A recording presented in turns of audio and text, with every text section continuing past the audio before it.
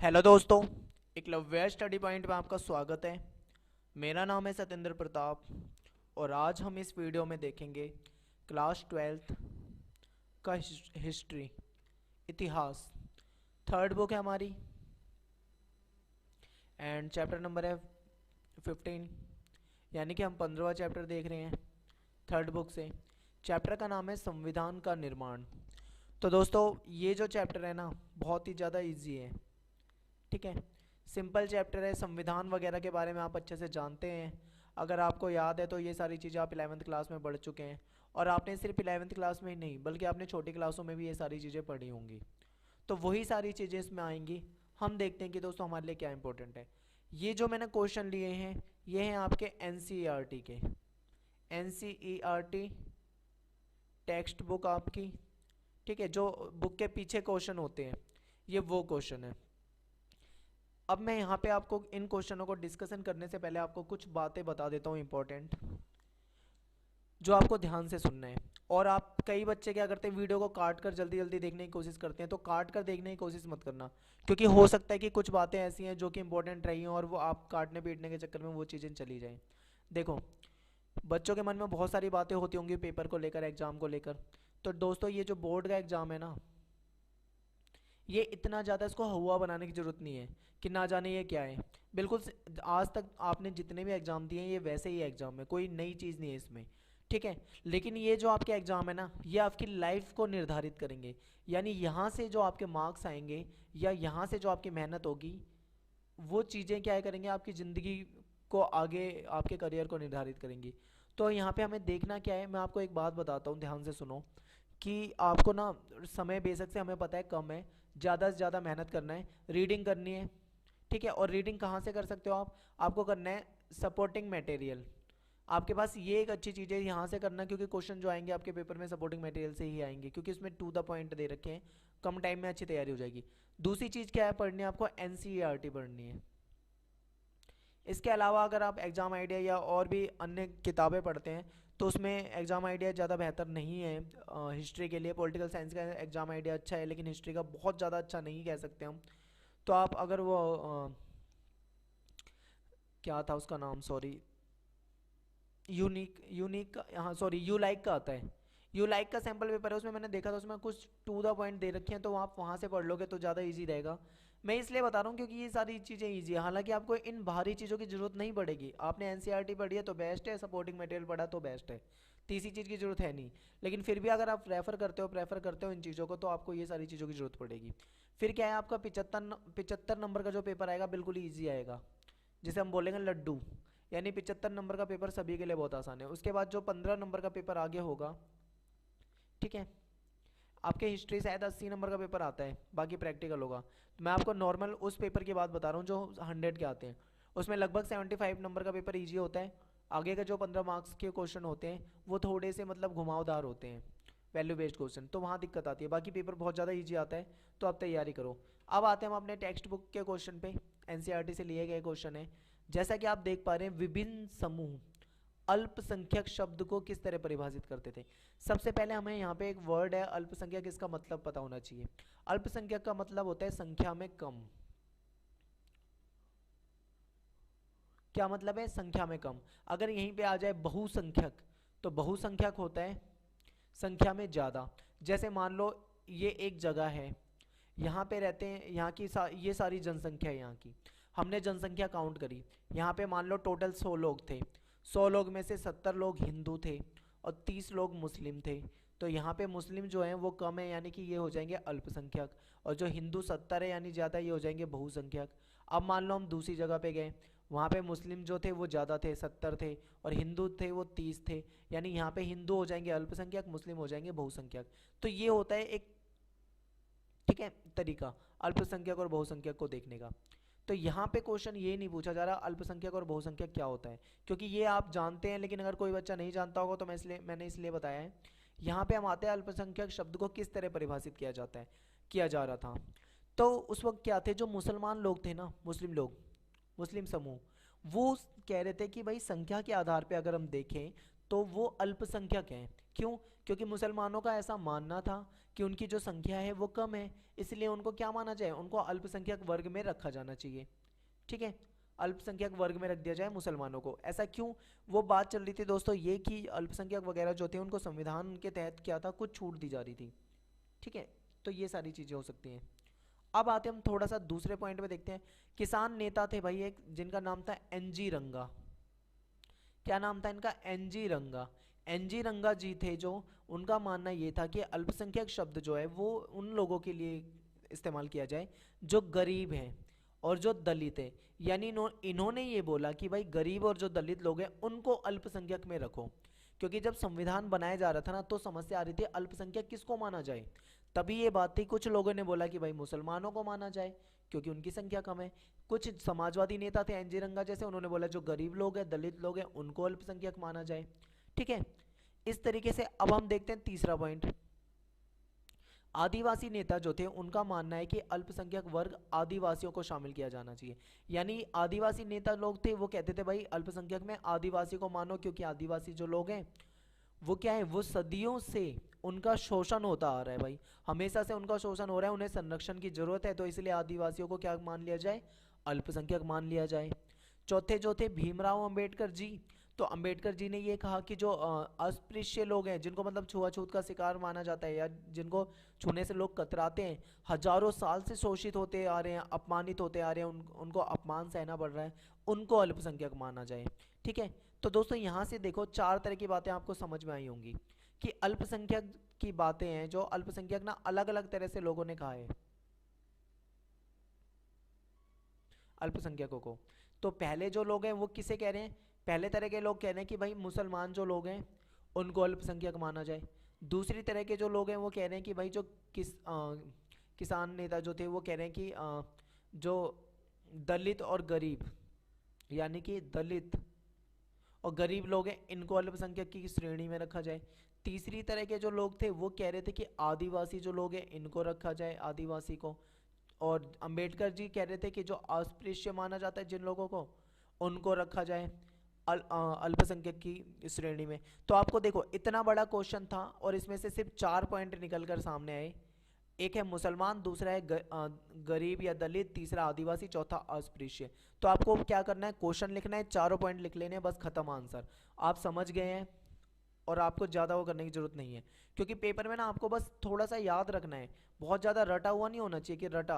और कोशिश करना कि जो बुक वाली लैंग्वेज होती है ना बेटा, पेपर में आप बुक वाली लैंग्वेज का इस्तेमाल ना करना, अपनी जो सिंपल सी भाषा है आप उसमें लिख सकते हो, आपके नंबर अच्छे आएंगे। अगर टू द पॉइंट बुक वाली लैंग्वेज लिख दोगे ना, तो टीचर को ऐसा भी लग सकता है कि इसने भाई नकल वकल मारी है, ऐसा हो सकता है, वो सोचेगा।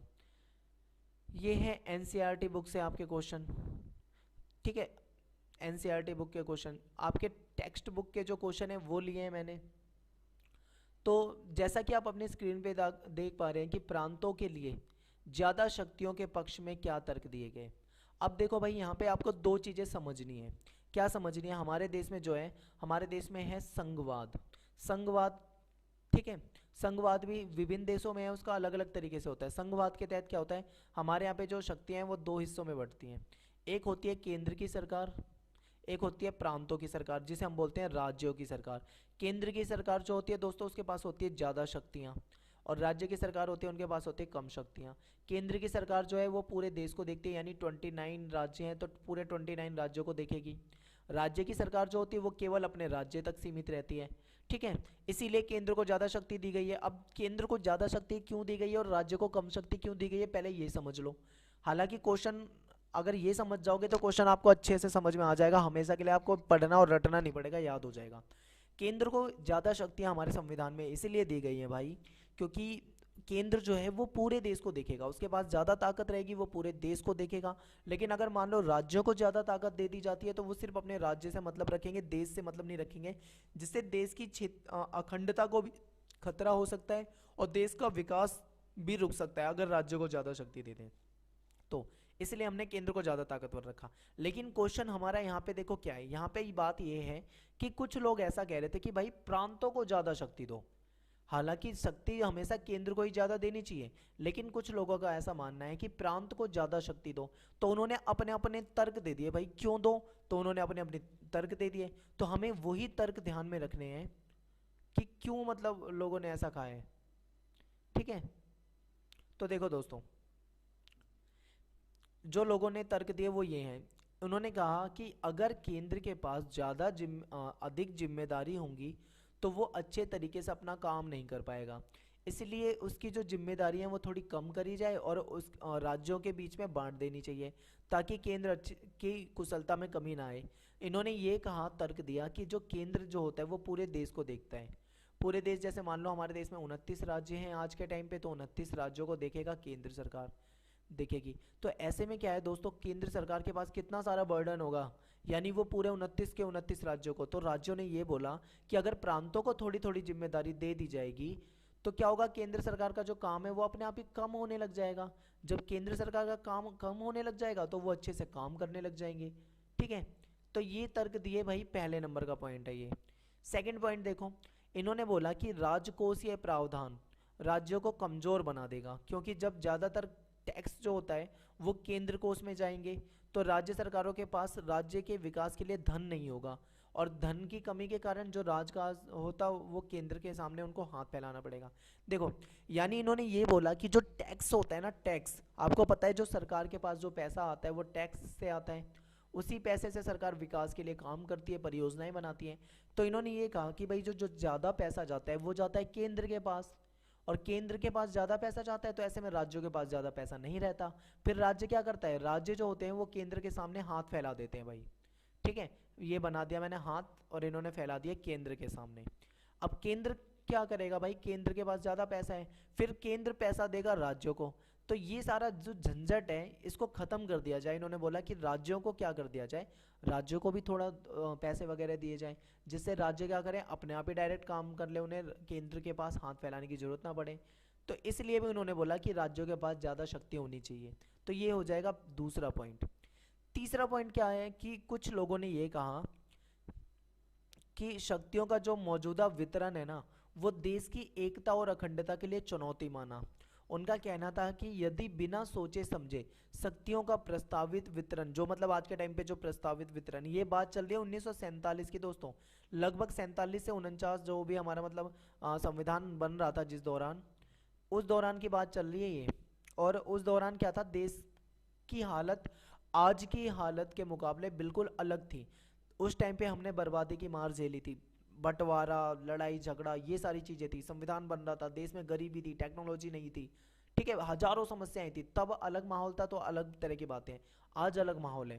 तो उन्होंने कहा कि यदि बिना सोचे समझे शक्तियों का जो वितरण है वो लागू कर दिया गया तो देश का जो भविष्य है ना वो खतरे में पड़ जाएगा। तो इसलिए क्या करना चाहिए, प्रांत जो है वो केंद्र के खिलाफ उठ खड़े होंगे अगर ऐसा होगा मतलब। तो ऐसे में क्या होगा, जब प्रांत जो यानी कि राज्य जब केंद्र सरकार के खिलाफ खड़े होंगे तो ऐसे में किसी भी देश में विकास कैसे हो सकता है, जब वहाँ पे केंद्र की सरकार राज्य की सरकार अगर आपस में लड़ेंगी तो विकास कैसे होगा। तो ये सारी चीज़ें सामने आई। तो ये कुछ पॉइंट हैं आपके सामने दोस्तों स्क्रीन पे। ये ऐसे पॉइंट हैं जो रखे गए थे कि राज्यों को ज़्यादा शक्ति क्यों देनी चाहिए। आई होप आपको ये चीज़ें अच्छे से समझ में आ रही होंगी।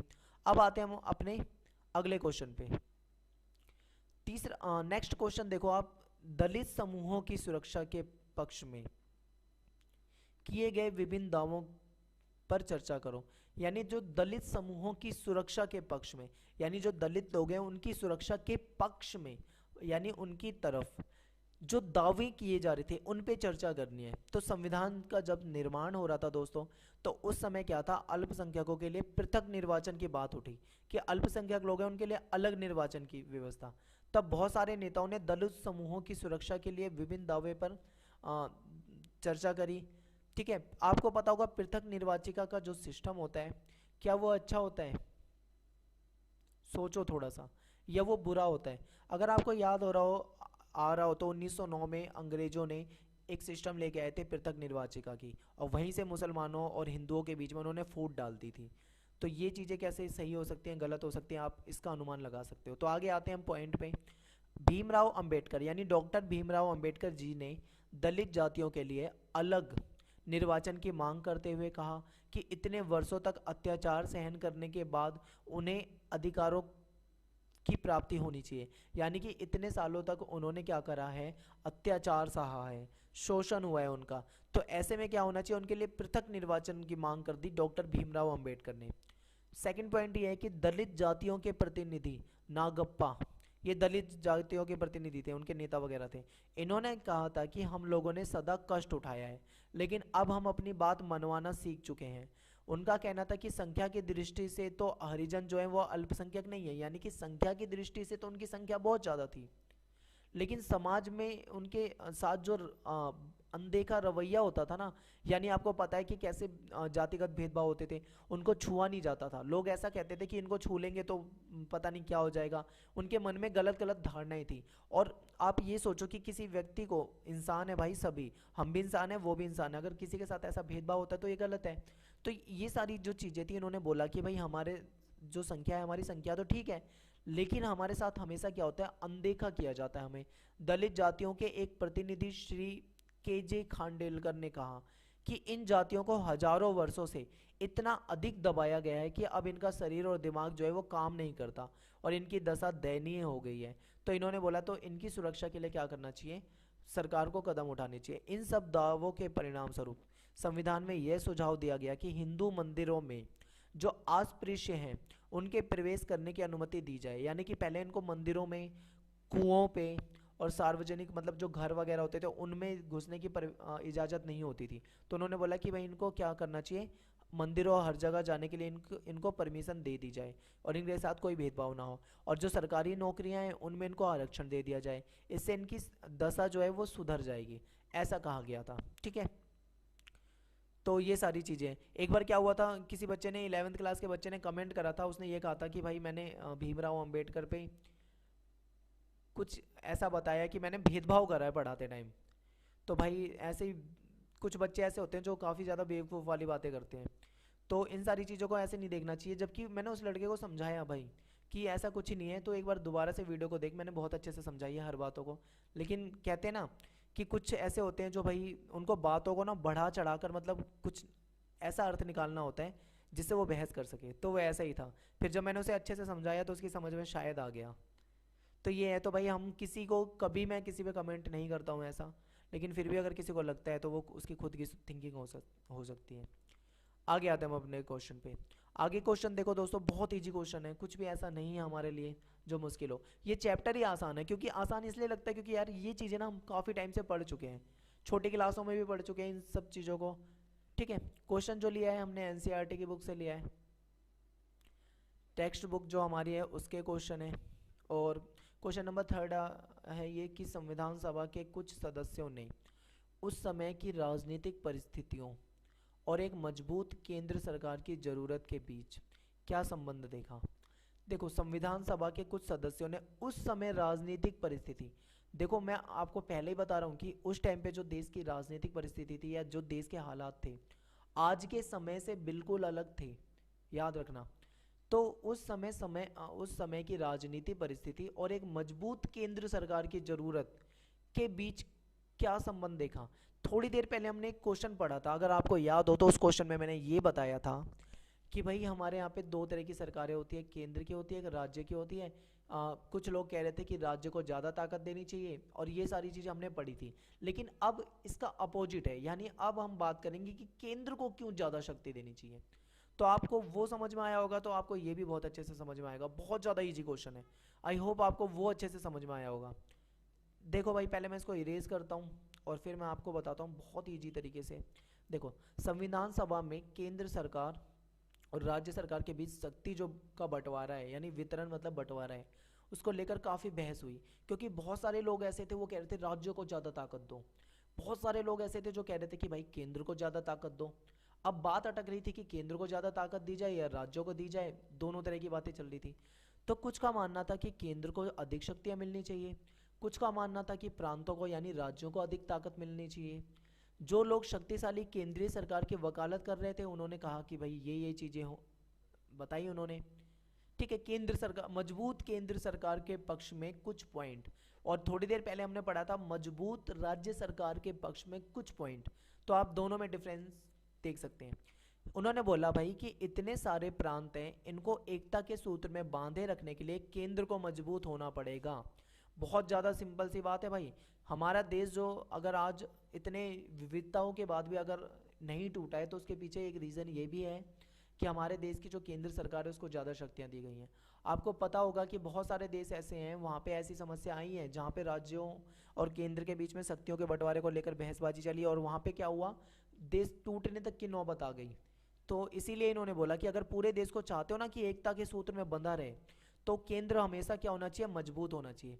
सेकंड पॉइंट देखो दोस्तों, विभाजन के दौरान हुई हिंसा को देखकर बहुत से सदस्यों ने यह महसूस किया कि केंद्र के पास जो शक्तियां हैं वो अधिक होनी चाहिए, जिससे देश में हो रही सांप्रदायिक हिंसा को सख्ती के साथ रोका जाए। आपको एक चीज याद है, 1947 में जब देश आज़ाद हुआ था, उस टाइम पे हिंदू और मुस्लिम जो लोग थे उनके बीच में क्या हुआ था, लड़ाई हो गई थी। हिंदुओं ने मुस्लिमों को मारा, मुस्लिमों ने हिंदुओं को मारा, और एक दूसरे को बहुत ज़्यादा हिंसा पहुंचाई थी। तो ऐसे में इस जो धर्म को लेकर जब लड़ाई झगड़ा हो जाता है ना, दो धर्मों के बीच में, तो वो सांप्रदायिक हिंसा बोली जाती है। और ऐसी सांप्रदायिक हिंसा को सख्ती के साथ अगर रोकना है, तो वो केवल और केवल कौन कर सकती है, एक केंद्र की सरकार कर सकती है, कभी भी कोई प्रांत की सरकार नहीं कर सकती इसको। तीसरा पॉइंट देखो, उन्होंने बोला भाई केंद्र की सरकार इसलिए ताकतवर होनी चाहिए क्योंकि विभाजन के कारण जो है देश बहुत कमजोर हो गया है, और एक ऐसी शक्तिशाली सरकार की हमें जरूरत थी जो देश के हित की योजना बनाए। यहाँ पे बात चल रही है देश की, देश का मतलब है इस तरीके से, आपको पता है हमारा देश कुछ यूं है, जो भी है, ठीक है, मान लो ये हमारे देश का मैप है, तो बात चलेगी पूरे देश की, किसकी, पूरे देश की बात चलेगी। यानी पूरे देश में क्या होना चाहिए, एक मजबूत,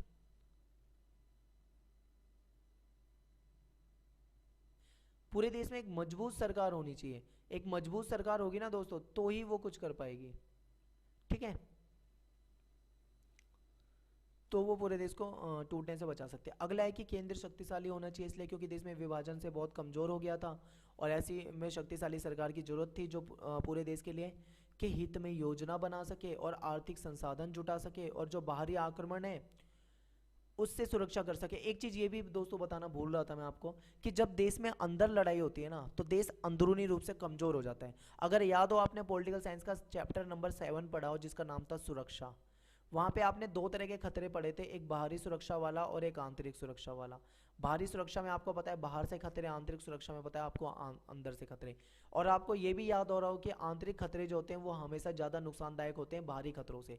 तो यहाँ बात चल रही है ये कि जब हम आंतरिक रूप से कमज़ोर होंगे, तो जो बाहरी आक्रमण होंगे ना हम पे, तो हम उनसे सुरक्षा कैसे कर सकेंगे।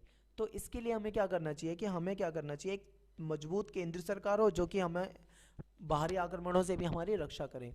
फिर क्या है कि अगर मान लो राज्यों में विवाद हो जाए, राज्यों में कोई विवाद हो जाए, तो उसको दबाने के लिए कौन चाहिए, एक ताकतवर केंद्र सरकार, शक्तिशाली केंद्र सरकार होगी, तभी तो राज्यों को देख पाएगी। और अगला पॉइंट है कि देश की स्वतंत्रता के साथ रजवाड़ों को भी स्वतंत्रता दी गई थी, अगर आपको याद हो, जो रियासतें थी। इसलिए उन रजवाड़ों का जो एकीकरण करना है, यानी उनको अपने साथ लाना है, जो वल्लभ भाई पटेल जी ने किया था, तो उनको अगर साथ लाना है दोस्तों, तो उसमें क्या करना पड़ेगा, तो उसमें एक केंद्र की सरकार ही कर पाएगी ये सब, राज्यों की सरकार ऐसा नहीं कर पाएंगी। तो याद रखना, ठीक है।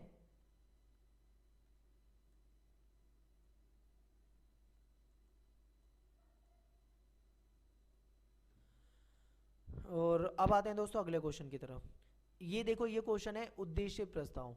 अगर आपको याद हो तो आपने ये क्वेश्चन कई बार पढ़ा होगा 11th क्लास में, तो पॉलिटिकल साइंस में ये पूरा का पूरा एक टॉपिक ही था। उद्देश्य प्रस्ताव 13 दिसंबर 1946, आपको पता होगा हमारे संविधान सभा की जो पहली बैठक हुई थी वो हुई थी 9 दिसंबर 1946 को, दूसरी हुई थी 11 दिसंबर 1946 को, तीसरी हुई थी 13 दिसंबर 1946 को। पहली बैठक में क्या हुआ था, डॉक्टर जो सच्चिदानंद सिन्हा थे उनको अस्थायी अध्यक्ष बनाया था, अगली में डॉक्टर राजेंद्र प्रसाद को परमानेंट सदस्य बना दिया गया था, और तीसरी जो थी इसमें नेहरू जी ने एक चीज़ दी थी, वो था उद्देश्य प्रस्ताव। अगर आपको नहीं याद है तो मैं आपको रिवाइज करवाने के लिए बता रहा था ये चीज़ें। तो ये आपको शायद याद होंगी। ठीक है, तो नेहरू जी ने क्या करा था, 13 दिसंबर 1946 को संविधान सभा के सामने उद्देश्य प्रस्ताव पेश किया। ये एक ऐतिहासिक प्रस्ताव था जिसमें स्वतंत्र भारत के, यानी देखो दोस्तों ध्यान से सुनो मेरी बातों को, क्या हुआ था भाई, देश आजाद होने वाला था। ठीक है, ये 13 दिसंबर 1946 की बात है, देश 47 में आज़ाद हुआ है 15 अगस्त 1947 को, यानी देश आज़ाद होने वाला था। तो देश जब आज़ाद होने वाला था तो हमारे देश में सबको पता है कि भाई हमने पहले ही डिसाइड कर रखा था कि जब देश आज़ाद हो जाएगा तो हम अपने यहाँ पे लोकतंत्र लाएंगे। ठीक है, और भी बहुत सारी बातें थी जो नेहरू जी ने कहा। नेहरू जी ने ये कही कि हमारे संविधान में ये बातें होंगी, तो उन्होंने संविधान की एक रूपरेखा दे दी। रूपरेखा का मतलब एक ब्लूप्रिंट हमारे सामने रख दिया कि हमारे संविधान में ये चीजें होंगी, जैसे कि भारत एक स्वतंत्र संप्रभु गणराज्य बनेगा। गणराज्य का मतलब है रिपब्लिक। क्या होता है रिपब्लिक, आप कमेंट बॉक्स में बता सकते हैं। गणराज्य का मतलब क्या होता है, अगर आपको पता है तो कमेंट बॉक्स में लिख के बताएं। ठीक है, उन्होंने बोला कि हमारा जो देश है वो संप्रभु, संप्रभु का मतलब होता है जो स्वतंत्र, मतलब स्वतंत्र संप्रभु का मतलब एक ऐसा देश जो अपने फैसले अपने दम पर ले सके, उसे हम बोलेंगे स्वतंत्र संप्रभु देश। ठीक है, घोषित किया। उसके बाद क्या है कि नागरिकों को यहाँ पे न्याय मिलना चाहिए, ये नेहरू जी ने पहले ही बता दिया था कि न्याय मिलना चाहिए। समानता की बात कह दी थी, स्वतंत्रता का आश्वासन दे दिया था। तो ये सारे पॉइंट बता दिए थे नेहरू जी ने कि ये सारे पॉइंट रखेंगे हम अपने संविधान के अंदर। तो ये तो बहुत छोटी बात है, इसके आगे इसमें और डिटेल में है। ठीक है, अगला क्वेश्चन देखो कि नेहरू जी जो है, जवाहरलाल नेहरू, उन्होंने उद्देश्य प्रस्ताव को एक ऐतिहासिक प्रस्ताव क्यों कहा। तो देखो ऐतिहासिक प्रस्ताव कहा था क्योंकि इसमें स्वतंत्र भारत के संविधान के मूल आदर्शों की रूपरेखा थी। इसी के आधार पे फिर हमारे संविधान को बनाया गया था, संविधान में वो सारी चीजें रखी गई थी, के लिए फ्रेमवर्क सुझाया और इसके तहत संविधान बनाने का काम आगे बढ़ाया गया। ठीक है,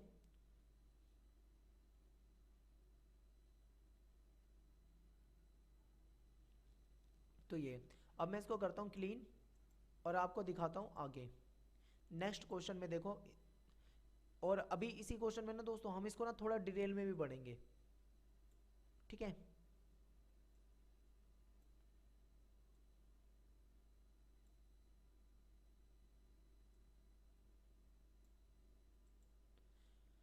देखो जैसा कि आप अपनी स्क्रीन पे देख पा रहे हो, क्वेश्चन ये है कि संविधान सभा ने भाषा के विवाद को हल करने के लिए क्या रास्ता निकाला। अगर आपको पता हो तो हमारी संविधान सभा में भाषा को लेकर विवाद हो गया था। भाषा को लेकर क्या विवाद हुआ था कि बहुत सारे जो थे वो कहते थे हिंदी भाषा को, बहुत सारे ऐसा कहते थे कि भाई तमिल या अन्य भाषा को राजभाषा का दर्जा देना चाहिए। तो क्या विवाद था, कैसे था और उसको कैसे सुलझाया गया, हम पढ़ते हैं यहाँ पे डिटेल में। भारत एक ऐसा देश है जहाँ पे विभिन्न धर्म जाति से संबंधित लोग रहते हैं। यहाँ पे अलग अलग तरह की भाषा बोलने वाले लोग रहते हैं।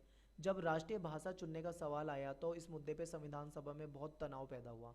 अलग अलग विचारधाराओं के लोग थे, अलग अलग तरह की भाषा बोलने वाले लोग थे। उन्होंने बोला कि अलग अलग भाषाओं के लिए सुझाव दिए। तो पहले ही तय हो चुका था भाई कि जो हिंदुस्तानी है उसको राष्ट्रीय भाषा का दर्जा दिया जाएगा। जो हमारे महात्मा गांधी जी थे, उन्होंने ये, उनका मानना था कि देश की राष्ट्रीय भाषा ऐसी होनी चाहिए जिसे देश में जो ज़्यादातर लोग आसानी से बोल पाएँ और ज़्यादातर लोग जो हैं वो आसानी से समझ पाएँ। अब ये जो हिंदुस्तानी भाषा पढ़ रहे हैं ना, हिंदुस्तानी, ये कैसी भाषा है, ये है हिंदी। ठीक है, और प्लस में उर्दू, ये दो लैंग्वेज के शब्दों को आपस में मिलाकर बनी एक भाषा थी जिसे हिंदुस्तानी कहते हैं। यानी ये हिंदू और उर्दू के मेल से बनी हिंदुस्तानी ऐसी भाषा थी जिसे भारत के बहुत बड़े हिस्से में क्या करा जाता था, बोला जाता था। गांधी जी के अनुसार यही भाषा देश के समुदायों के बीच में विचार विमर्श का माध्यम बन सकती थी। तो महात्मा गांधी थे ना, वो तो ये चाहते थे दोस्तों कि जो हिंदुस्तानी भाषा है हमारी, उसी को क्या करा जाए, हमारे राज्य भाषा के रूप में लिया जाए। ठीक है, क्योंकि ज़्यादातर जो लोग थे वो इसी भाषा को बोलते थे और इसी भाषा को आसानी से समझते थे। तो उन्होंने बोला था कि ऐसी भाषा होनी चाहिए जिसे पूरे देश में ज़्यादातर लोग बोल सकते हो और समझ सकते हो। जब हिंदी को राष्ट्रीय भाषा बनाने का सुझाव दिया गया तो इस बात पर संविधान सभा में विवाद हो गया, क्योंकि जो गैर हिंदी भाषी क्षेत्र थे, जैसे मान लो कहीं पे तमिल बोली जाती है, कहीं पे बंगला बोली जाती है, कहीं पे कन्नड़ बोली जाती है, कहीं पे असमी बोली जाती है, कहीं पे मणिपुरी बोली जाती है, कहीं पे कोंकणी बोली जाती है, कहीं पे मलयालम बोली जाती है, अलग अलग तरह की भाषा बोली जाती थी।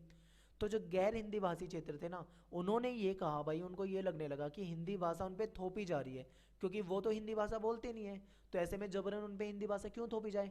तो उन्होंने हिंदी को राष्ट्रीय भाषा बनाने का विरोध करना शुरू कर दिया। उन्होंने बोला नहीं भाई, हिंदी को राष्ट्रीय भाषा नहीं बनाया जाना चाहिए, ऐसा कहा गैर हिंदी भाषी क्षेत्रों ने। इन दंगों ने संविधान सभा को यह एहसास दिला दिया कि भाषा के विषय में जो फैसला लिया जाए ना, वो बहुत सोच समझ के लिया जाना है। क्योंकि अगर हमने मान लो हिंदी को बना दिया तो बहुत सारे राज्य हैं जो लड़ाई करने लगेंगे, कहेंगे भाई हमारे राज्य को बनाया जाए, ये बनाया जाए, हमारी लैंग्वेज बनाई जाए, कई तरह के मतलब विवाद वाली बातें सामने आ जाएंगी। ऐसा महसूस करा संविधान सभा ने। ठीक है, तो संविधान सभा ने भाषा के विवाद को हल करने के लिए राष्ट्रीय भाषा के रूप में हिंदी की कमियों को सुधारने के लिए 5 वर्षों के लिए क्या कर दिया, उन्होंने बोला हिंदी में की जो कमियां होंगी उनको हम सुधारेंगे। 5 वर्ष के लिए इंग्लिश को सरकारी कामकाज की भाषा बनाया जाए, यानी 5 ईयर तक अंग्रेजी को सरकारी कामकाज की भाषा बनाया, तथा इन 5 वर्षों में जो हिंदी की त्रुटियां हैं उसको सुधारने और उसके जो शब्दकोश हैं, डिक्शनरी है, उसका विस्तार करने और हर क्षेत्र में के शब्दों को हिंदी में जोड़ने का प्रावधान रखा गया कि इन 5 सालों में हम क्या करेंगे, सुधार कर लेंगे अपनी हिंदी भाषा में। वर्तमान में हिंदी और अंग्रेजी दोनों सरकारी कामकाज की भाषाएं हैं और भाषा संबंधी विवादों को पूर्णतः हल किया जा चुका है। और आपको पता होगा कि क्षेत्रीय कई भाषाओं को हमारे संविधान में जगह दी गई थी। कितनी भाषा, लगभग 14 भाषाओं को मान्यता दी गई थी संविधान के तहत। कितनी, 14, और बाद में कुछ और भाषाएं जोड़ दी गई थी, यानी आज के टाइम में हम देखें तो 22 भाषाओं को संविधान के द्वारा मान्यता दी गई है। ठीक है, इस तरीके से। तो आपको ये चीज अच्छे से समझ में आई होंगी। अगला क्वेश्चन देखो, उद्देश्य प्रस्ताव। अगर आपको याद होगा तो जस्ट अभी हमने उद्देश्य प्रस्ताव को अच्छे से पढ़ा है। ठीक है, तो ये वही चीजें सारी, उद्देश्य प्रस्ताव को अभी हमने थोड़ी देर पहले पढ़ा था, तो यहाँ से हम क्या करते हैं, थोड़ा सा और पढ़ लेते हैं और अच्छे से समझ लेते हैं। देखो मैंने क्या बताया था आपको, मैंने ये बताया था कि नेहरू जी ने 13 दिसंबर 1946 को संविधान सभा में अपना भाषण दिया था और भाषण में कहा था कि हमारे देश का जो संविधान बनेगा ना, वो कुछ ऐसा होना चाहिए, यानी हमें अपने संविधान में इन चीज़ों को रखना चाहिए। वही उद्देश्य प्रस्ताव था। तो क्या था, उन्होंने कहा कि भारत एक स्वतंत्र और संप्रभु संपन्न गणराज्य होगा। गणराज्य आपको कमेंट बॉक्स में लिख के बताना है, मैं आपको नहीं बता रहा क्योंकि मैंने आपको फर्स्ट बुक जब पढ़ाई है वहाँ बताया था। सेकंड बात ये बोली कि सभी लोगों को सामाजिक, आर्थिक और राजनीतिक न्याय मिलेगा, चाहे वो किसी भी धर्म के हो, किसी भी जाति के हो, चाहे अमीर हो, चाहे गरीब हो, चाहे कुछ भी हो, उनको सामाजिक, राजनीतिक, आर्थिक न्याय मिलेगा। उन्होंने ये बोला सभी नागरिकों को विचार की अभिव्यक्ति करने की, विश्वास रखने की, धर्म अपने अपने धर्म को मानने की, पूजा करने की स्वतंत्रता होगी और प्रतिष्ठा और अवसर की समानता होगी सभी लोगों को। उन्होंने ये बोला कि भाई भारत का जो संविधान है, स्वतंत्र भारत और इसके संविधान की समस्त शक्तियाँ, सत्ता का स्रोत जो है, हमारे संविधान में जो शक्तियाँ हैं उसके सत्ता का जो स्रोत है वो भारतीय जनता होगी। यानी मेन चीज़ जो माना गया संविधान में वो किसको माना गया, जनता को माना गया। भारत में अल्पसंख्यक लोग थे, पिछड़े और जनजातियों के लोग थे, दलित लोग थे, इन वर्गों को सुरक्षा दी जाएगी क्योंकि इनके साथ क्या होता आ रहा था, इनके साथ हमेशा भेदभाव होता आ रहा था, तो उन्होंने बोला इनको सुरक्षा दी जाएगी। अगला पॉइंट है कि भारत जो है जो पहले ब्रिटिश भारतीय क्षेत्र थे या देसी रियासतें थी, ठीक है, इन देसी रियासतों के बाहर ऐसे क्षेत्र थे जो भारत यानी हमारे संघ का अंग बनना चाहते हैं, वो हमारे संघ में शामिल हो सकते हैं और सारा संघ मिला के एक होगा। आपको पता होगा कि गोवा जो था वो पुर्तगालियों के कब्जे में था, वो हमने मिलाया, और उधर जो नॉर्थ ईस्ट में मणिपुर वगैरह हैं, बहुत सारे राज्य ऐसे हैं जो भारत में शामिल ही नहीं थे, सिक्किम वगैरह, इन सभी को हमने बाद में शामिल करके भारतीय संघ में जोड़ा है। तो आपको ये सारी चीज़ें पता होंगी। तो दोस्तों ये जो हमने कवर करे हैं ना, ये हमने कवर करे हैं टेक्स्ट बुक के क्वेश्चन, यानी ये जो क्वेश्चन थे हमारे थे एनसीईआरटी बुक जो आप पढ़ते हो, एनसीईआरटी बुक के क्वेश्चन थे, ठीक है, एनसीईआरटी बुक से लिए थे, और इनमें से हमने चैप्टर का लगभग 70% तो आसानी से कवर कर लिया होगा। यही है मेनली क्वेश्चन।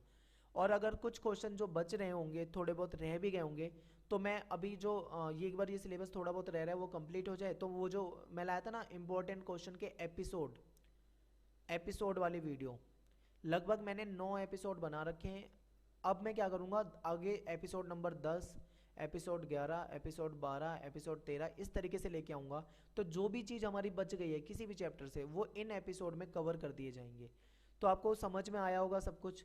कैसा लगा दोस्तों आपको वीडियो, आप कमेंट कर दें हमको, कमेंट बॉक्स में कमेंट कर दें। और दोस्तों कोशिश करो कि ज़्यादा से ज़्यादा लाइक करो, क्योंकि आपको सिर्फ एक बटन दबाना है, सिर्फ इतनी मेहनत करनी है कि आपको एक बटन दबा देना है। आपके लाइक से ही क्या होगा, हमें ये पता लगेगा कि आपको हमारी वीडियोस पसंद आ रही है। और एक काम आप अगर कर सकते हो हमारे लिए, तो आपको सबसे बड़ा काम ये करना है कि हमारी इन वीडियो को शेयर ज़रूर करना है अपने दोस्तों में। कम से कम भी सिर्फ एक दोस्त को शेयर कर दो, इतना ही काफ़ी है, ठीक है। और क्या करो दोस्तों, हमारे चैनल को आप सब्सक्राइब कर लो। सब्सक्राइब करने से क्या फ़ायदा होगा, ये बिल्कुल फ्री होता है सब्सक्राइब करना, इसके लिए कोई चार्ज नहीं लगता आपका। फ़ायदा आपको ये होगा, जैसे ही आप सब्सक्राइब पे बटन दबाओगे तो एक वहाँ पे बेल बनी होगी, घंटी बनी होगी कुछ इस तरीके से, उस बेल पे भी दबा देना बटन। जैसे ही बटन दबा दोगे तो जितनी भी हमारी वीडियो आएंगी, जो भी नई पुरानी जो भी वीडियो हम बनाएंगे, तो आपके फ़ोन में एक मैसेज आ जाया करेगा, नोटिफिकेशन, ठीक है। आपको नोटिफिकेशन मिल जाया करेगा और आपको इधर उधर प्लेलिस्ट वगैरह में बार बार ढूंढने की ज़रूरत नहीं पड़ेगी। नोटिफिकेशन में आपको सारी अपडेट मिल जाया करेंगी। और दूसरी चीज़, कई बच्चे ये बोलते हैं उनको ये वीडियो नहीं मिला, वो वीडियो में नहीं मिला, ये पार्ट नहीं मिला, वो पार्ट नहीं मिला। तो आप जाएँ चैनल पे, चैनल को सब्सक्राइब कर लें, क्योंकि अगर ये सब्सक्राइब नहीं होगा तो हो सकता है अगली बार आपको वीडियो ना मिल पाए, ठीक है। सब्सक्राइब होगा तो आपको वीडियो आसानी से मिल जाएगी। चैनल पे जाओ, चैनल में जाने के बाद आपको जाना है प्लेलिस्ट में। प्लेलिस्ट में जाने के बाद आपको क्या करना है, प्लेलिस्ट में आपको बहुत सारी प्लेलिस्ट मिलेगी, 11th क्लास की, 12th क्लास की, हिस्ट्री की, पॉलिटिकल की, जियोग्राफी की, फिजिकल एजुकेशन की हो सकती है, इंग्लिश की प्लेलिस्ट हो सकती है, 10th क्लास की मैथ की हो सकती है, अलग अलग सब्जेक्ट की प्लेलिस्ट होगी, चैप्टर वाइज भी मिल सकती है। तो आप प्ले लिस्ट में थोड़ा सा टाइम लगाओ, 1 मिनट 2 मिनट, आपको अच्छे से ढूंढोगे तो मिल जाएंगी वहाँ पे वीडियो, ठीक है। उसके बाद भी अगर आपको नहीं मिलती है तो आप सीधा चैनल पे जाओ, वीडियोज़ में जाओ। वीडियोस में थोड़ा ढूंढने के लिए आपको मेहनत करनी पड़ेगी, क्यों, क्योंकि 200 से ज़्यादा वीडियो है, वहाँ पे आपको ढूंढना पड़ेगा। पर यहाँ पे भी अगर आप 2 मिनट लगाओगे तो आपको 2 मिनट के अंदर बहुत आसानी से वीडियो मिल जाएंगी, ठीक है। तो कैसा वीडियो लगा आप कमेंट करके बता सकते हैं। धन्यवाद दोस्तों, और बेस्ट ऑफ लक सभी को पेपर के लिए। आपका इंग्लिश का पेपर भी आने वाला है, सभी को बेस्ट ऑफ लक कहना चाहता हूँ मैं। और दोस्तों सबसे ज़्यादा मैं आपको कहना चाहता हूँ शुक्रिया, सभी को बहुत बहुत शुक्रिया, क्योंकि हमारे 15 के सब्सक्राइबर हो गए हैं, 15,000 सब्सक्राइबर हो गए हैं। तो ये हमारी और तुम्हारी दोनों की ही दोनों के द्वारा